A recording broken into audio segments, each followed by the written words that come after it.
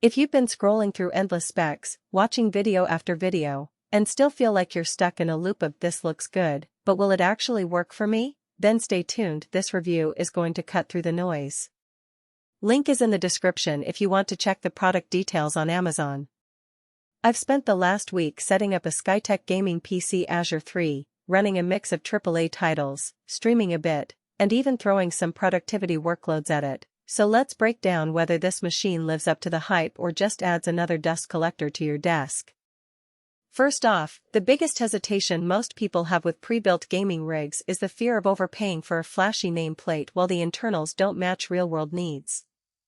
In the Azure 3's case, you get an AMD Ryzen 7 7700, which sits at 3.8 GHz base and can boost up to 5.3 GHz. That's a solid middle ground between raw single-core speed for competitive shooters and enough cores for background streaming or video editing.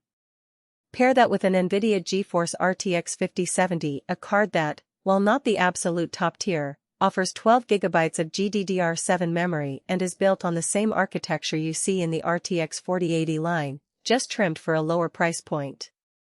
The combination feels purposeful. You're not buying a just-enough system that can't keep up with new releases, but you're also not splurging on a $4,000 monster that you'll outgrow in a year.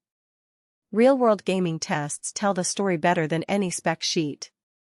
I dropped into Cyberpunk 2077 on ultra settings at 1440p, and the frame rates hovered around 6,872 frames per second, with occasional dips into the high 50s during the most crowded street scenes. That's smooth enough that the game never feels sluggish, and the RTX 5070's ray tracing capabilities are actually usable without having to slam the resolution down to 1080p. In Elden Ring, a title that leans heavily on CPU and GPU harmony, the system delivered a steady 95 frames per second at 1440p high settings, showing the Ryzen 7's ability to keep up when the GPU isn't the bottleneck. Even on Fortnite and Valorant, where competitive players chase every single frame, the Azure 3 gave me a solid 180 frames per second at 1080p, proving the CPU turbo boost is hitting those high frequencies when you need it most. Beyond gaming, the 32 GB of DDR5 RAM is a hidden gem for multitaskers. I had Chrome with 30 tabs open, Spotify, Discord, and a video editing software running side by side while the game streamed in the background.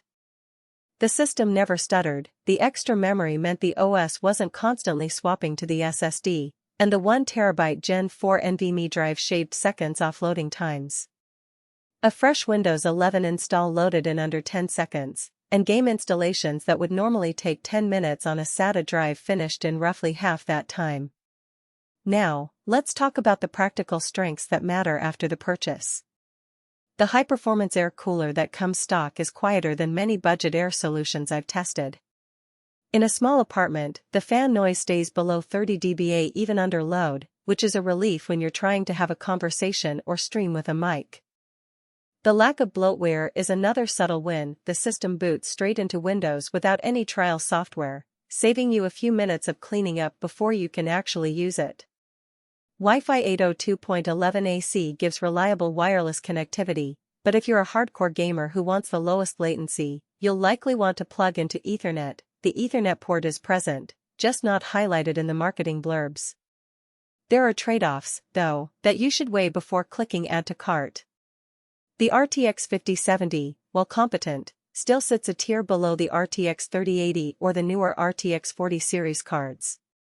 If you're planning to game at 4K with ultra settings for the next 3 years, you'll probably need to upgrade the GPU sooner rather than later. The air cooler, though effective, isn't a liquid solution, so if you intend to push the CPU into sustained 5 GHz territory for heavy rendering workloads, you might notice higher temperatures after an hour or two. It's not a deal-breaker for most gamers, but it's a point to keep in mind if you're chasing every ounce of performance. Another hidden consideration is expandability. The case gives you room for an additional 2.5 drive and a couple of extra SSD slots, but the internal layout is a bit tight around the GPU. If you ever want to swap the RTX 5070 for a larger card, you'll need to verify clearance. The standard dimensions of a 3070 class board fit, but a full-size 3080 or 40 series might need a different chassis.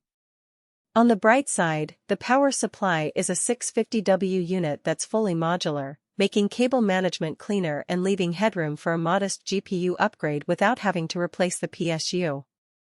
Who should buy this machine? If you're a mid-range gamer who wants a hassle-free setup that can run the latest titles at 1440p high settings, stream at 1080p, and still have the horsepower for occasional content creation, the Azure 3 hits a sweet spot. It's also a good fit.